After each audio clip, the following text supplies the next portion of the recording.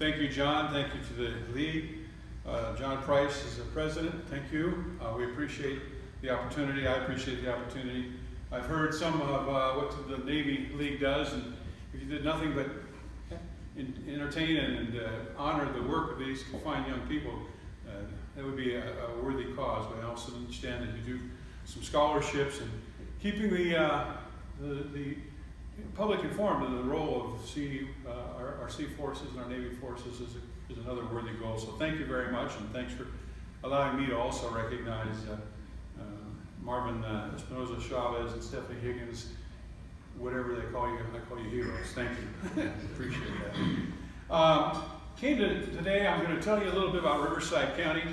My job, I want to leave plenty of time for questions because I think that's where I get to what's most on your mind.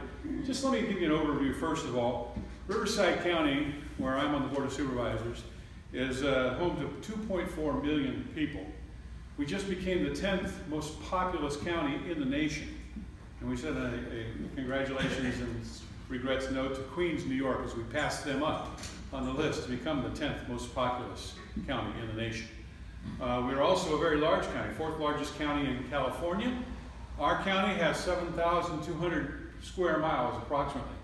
And I have the distinct privilege of representing 4,960 of those. Almost two-thirds, better than two-thirds of the county is in my 4th district, which basically goes from the windmills around Desert Hot Springs. And I have the city of Desert Hot Springs, the city of Blythe, and a total of 10 cities in between. Are all within the 4th supervisorial district. So it's a very large district. It's a very diverse job. We are growing. This county continues to be among the fastest growing areas in the nation. We bounced back in terms of our economic activity. As you all know, 2008, 2009, the entire nation took a dive. It's taken us longer than some other places, but we have finally reached the point where our assessed valuations in Riverside County now exceed what they did in 2008 at the peak, $243 billion. Now it's around $255 billion of assessed valuation in the county of Riverside. Median home prices continue to rise. We're at about $330,000. That dropped well below that, dramatically below that during a period of time, has also come back. It's come back slower than a lot of other places, but the growth is continuing, and I suspect we will take the lead in some of this. What's happened in California is that the coastal areas have become much more, almost completely saturated. If you look around the map of California, it's clear that this area has room for growth where most of coastal California probably does not. And within Riverside County, if you look at where growth could occur, Temecula, myriad of those areas have grown dramatically, but the real potential is still in the Coachella Valley and beyond in Riverside County, and I'm honored to represent that. I'm one of 5 supervisors that represent about 19,000 county employees and a $5 billion budget that we oversee in the county of Riverside. I can remember distinctly when I told my wife that I was going to leave the state senate. I spent 31 years in the highway patrol, 7 years in the legislature, 6 as an assemblyman, and then to the Senate. When my predecessor on the board passed away, and he recommended me to the community and to the governor makes an appointment in this case, and the governor did decide to appoint me. My wife was a little concerned about that. I can remember her saying, senator's wife has a certain cachet. What does a supervisor do? And most people really don't know what a supervisor does. It was a matter of days later that we ended up going to a large event at the Thermal Airport. We have biannual major air shows, and they had a VIP dinner the night before. And we went into that large hangar with several hundreds of people there, and at least 3 dozen of them who knew Cheryl came up to her and said, I'm so pleased to be, but I'm going to be working soon for your husband. They all were employees of the county of Riverside. And you think about where government really meets the road, the rubber meets the road in government. The federal government has a lot of programs, but they have very few employees.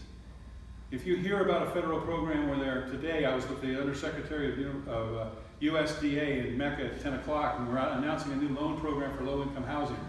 It'll be Riverside County employees, by and large, that administer the building and construction of that housing under our housing authority. And we also have all of the medical clinics. So if you have someone who needs the help of a clinic in Riverside County, we have, I believe it's about 24 of them. Those are county employees administering federal dollar programs, but it's a county employee behind the counter. We also have the ones you probably know about, the district attorney, the public defender, the sheriff's department, all county employees. We have animal services, and the assessor, and the tax recorder. 20,000 employees, and a lot of them knew Cheryl, who was a district employee of the school district for years, but she began to understand the depth and breadth of the job of a supervisor. It's the most challenging work I've ever had. It's a huge job. But it's also most fascinating because I have an opportunity to really make an impact in my local community. We have 2,200 miles of county roads that our county road department maintains. You know, as a senator in the minority in Sacramento, I'll be honest with you, I really didn't make any huge moves. I have a few successes. I have more pieces of legislation than most members of the minority ever. And I partnered with majority members to get some of that done. But I never had the ability to pick up a phone on one night as we're driving down the road and report a major pothole and find out the next day when I went by it had been fixed. They got on. And in so many areas, a local county supervisor can have that kind of impact. And I get calls all the time, and sometimes it's just great to be able to help with any one of those agencies and organizations. A couple things we have going on that are directly related to your mission. Riverside County, as you know, has two very important military installations within the county. I imagine most everybody in this room is familiar with the Naval Surface Warfare Center in Corona. It's something that most people in Riverside County probably don't know much about, but it's been a major research and development facility for the Navy for decades. It's located just outside the city limits of Corona in Norco, and employs about 2,500 military and contract workers. Its contribution to the economy of Riverside County is about $300 million a year. Major installation, constantly on the edge. And I've been, as a legislator and as a supervisor, working very hard a couple of times in the BRAC processes to make sure that it was not on the list. Fortunately, it hasn't been. To duplicate the technology, the testing facilities, the personnel, the facility somewhere else to take over those responsibilities for the Navy, we believe would be an insurmountable task. And so we've been able to protect it. We also have March Air Reserve Base. As a young man, I spent a lot of time there. I was living in Riverside. My best friend's father was a colonel in the 15th Air Force, Inspector General's office. So we spent many hours working on his Camaro in the driveway there, or at the show at the theater. I remember going to see Patton at the base theater at March Air Force Base when I was a teenager. That facility has morphed into a much more robust, much broader mission, as it now is home to every one of the services. I have had the privilege of seeing the drones being operated all over the world, and particularly along our border in complexes on that base. I know that we handle some of the Southwest United States' most secure information and intelligence is going through March Air Force Base in Riverside County near Riverside. So we've got a couple of huge commitments. Between those two facilities, we have probably $900 million a year of the economy of Riverside County driven by those military bases. And we as a board are very committed to making sure that if there is another BRAC process, which has been rumored and probably likely to happen after the change in administrations, that those facilities are well known for what they do and the capabilities they bring and what it would cost to try and replace them. I'm also pleased to mention a couple of things that maybe you're not familiar with. California has what's called the California Air Resources Board. Now, some of you, including myself, might shake your head and say, what do we want to have anything to do with them? Because they're the ones that dictate things like mileage on cars and have a lot to do with some of the environmental regulations that have in some cases been difficult to deal with and impactful to our business in California. You know, when I was in Sacramento, I kept the Serenity Prayer on my my countertop, because if you can't change it, then you got to deal with it, right? I can't change it. CARB is going to be a major force in California, and about 2 years ago, they announced that they were going to build a new California facility, a new Southern California facility. It was rumored that it was going to go to Pomona. I'm proud to say that I was among a group of community leaders and electeds who worked very, very hard, and the end result was that CARB's new facility will be located right next door almost to the University of California in Riverside. That university, by the way, has a history going back 60 years of being the leading institution in the world having to do with research on air pollution. And the CSERT lab there particularly is a related scientific endeavor. It made no sense at all for CARB to go anywhere else. They didn't see it that way. After months of hard work and a lot of campaigning, they did. And they actually changed their direction. They are now on task to build a new CARB facility. And it's not just because we want to do research in air quality. We're already doing that. They will bring 400 highly compensated scientific jobs to Riverside, in Riverside County. That is a major plug for our economy in this area. So we're very, very proud of the hard work it took, but the $366 million facility that they will begin work on in probably mid-2017 is only the start. That'll be some employment, obviously, while it's being constructed. But the long-term impacts of having 400 scientific jobs moved to this county with support staff is huge. Is there anything in the room that's going to get a chance or did get the chance to go out the desert trip? I'm going next weekend. My wife wouldn't let me not go. Desert Trip is a concert with some of the biggest names that many of us in this room knew as we were growing up. And it is huge. 75,000 this last weekend. They'll do that again next weekend. I'm excited to go, actually. But think about the economic impact of having that in the Coachella Valley. First of all, it's the largest of its kind ever anywhere in the world. The polo grounds where that occurs on are owned by Alex Hagan, who's a major developer out of LA and has moved here 2 decades ago to buy a lot of land and open up a polo fields. Not everybody in this room probably knows that we've got one of the premier polo field complexes in the country. That during January, over the last couple of decades, you would have seen English royalty and people riding and playing polo. Maybe not our world's first favorite sport, but it's huge in this country. It's huge in the world of polo. He came up with the idea with a Pearl Jam concert starting in the 90s, which I was at as a CHP commander, to use the grounds when it wasn't being used for polo for other purposes.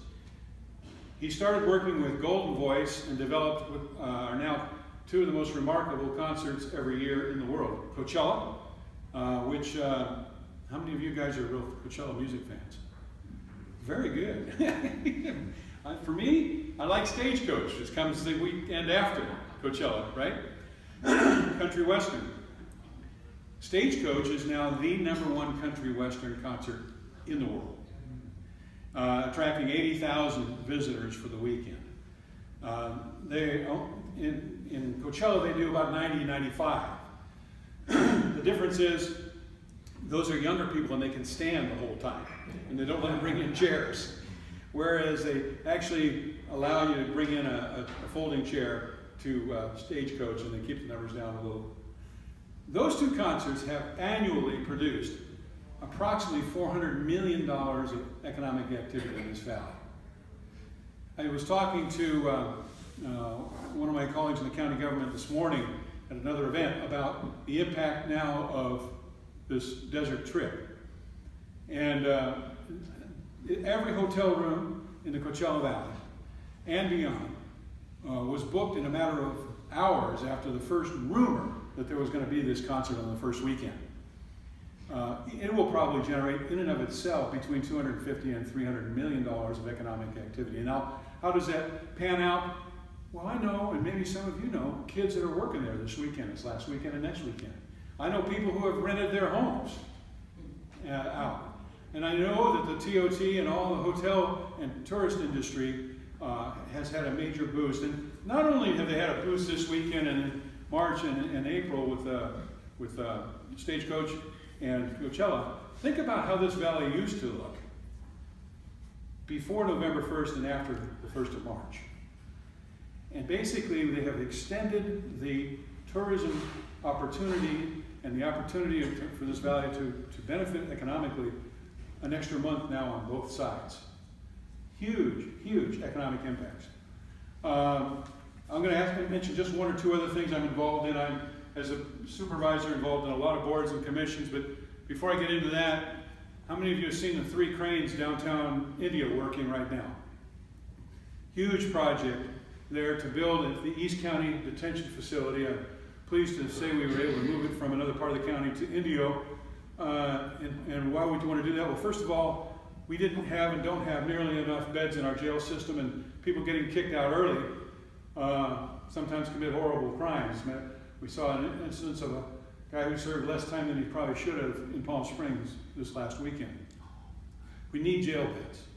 And Indio had 350, and as a portion of the county that was extremely small. By adding 1,300 beds, we'll get to 1,600 beds, and we will have slightly more beds than population on a percentage basis in Riverside County. And that will shift as this area grows. But bringing that facility here resulted in about $400 million of construction activity. About $275 of it is for the jail itself, and the remainder is for 9 other projects that had to be built in order to clear the ground and make space available for the facility that had to be located on the existing footprint across the street from the court. Not something that you probably think about, but the movement of prisoners between their jail cell and the courthouse is a constant, daily, huge, major responsibility of the county. If you can do it underground in a tunnel, it's a lot safer than if you have to take them out in a bus. There's a tunnel going underneath the road from the courthouse to the existing jail. It will be extended into the new jail. But that was why it was so critical that it be built there. What's the economic impact? Well, this $400 million spent in the valley is certainly employing people. There are currently between 500 and 700 people working on that site every day. Construction workers and finishers and all sorts of trades. When it's all said and done, we will have to increase the size of our staff, county staff, by about 400 people. Sheriff's deputies to cooks. All of that in that new jail. And that will bring about $50 million a year of payroll to the eastern Coachella Valley every year thereafter. So it's a huge economic boost and investment on the county's part in Riverside County. I'm very proud that we were able to bring it here. Finally, I'll just mention one of my many boards that I sit on. I just finished 18 months as the chairman of the Salton Sea Authority. The Salton Sea is a huge conundrum, a major problem, an issue that we need to resolve for the benefit of our future generations living in this area, and of course all of our tourism and everything else is dependent on clean air. If you let that dry up because of the lack of water in California, because of the quantification settlement agreement, because of the sharing agreements that have dramatically reduced what the likely flow into that basin is going to be, you're going to have huge environmental consequences. So I am pleased to have led the way to what is now a nearly complete plan to build what is referred to as the perimeter lake. We start at the New River and run around 61 miles of the west side, the north side, and down the east side of the lake by building a barrier at about 500 to 1,000, maybe 1,500 yards off the shore to maintain the existing shoreline, flow water through that whole system. It would include a recreational lake in the south and another recreational lake in the north. The recreational lake in the north would be about 4 times the size of Lake Elsinore. It's not a small facility. It looks small when you compare it to the existing footprint of the Salton Sea. But you'd be able to swim, to boat, to recreate along that whole 61 miles, and when the water hits the end of the 61 miles, it'll flow into the center. There will be something of a sump. It'll be very high salinity, very high other things in it, but it will be what remains after the water has been cleaned and utilized for more recreational facilities and purposes. Another thing we accomplished with this lake, and it's critically important, is that we create deep water channels that will entertain and and develop a lot of fish species that have died, that are no longer there, that can thrive when you have that deep of water.